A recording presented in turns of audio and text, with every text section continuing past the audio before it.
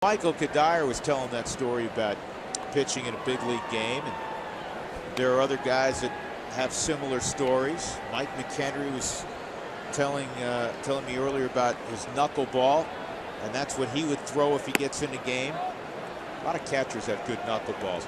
So we're talking to Walt afterward and mentioned that, you know, when you get around that point of a game and you got to put somebody in, seems like everybody's got their hand raised. And after this pitch, we'll show you what Walt said.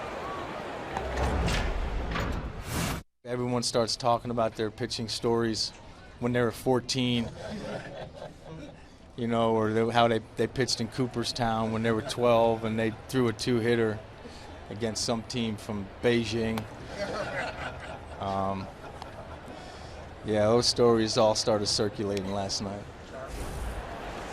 And actually, Walt is kind of like one of his former managers who he holds in very high regard, Don Baylor, who's a friend of ours, George.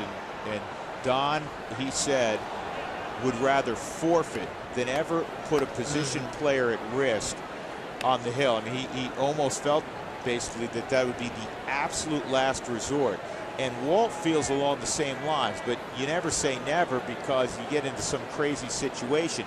And had he gotten past Matzik and the game gone on to, say, the 18th, 19th inning, as Arenado goes down, Charlie Culberson probably would have been that guy. See, I was thinking more Charlie Blackmon because he pitched in college. He's left-handed, had good velocity, you know.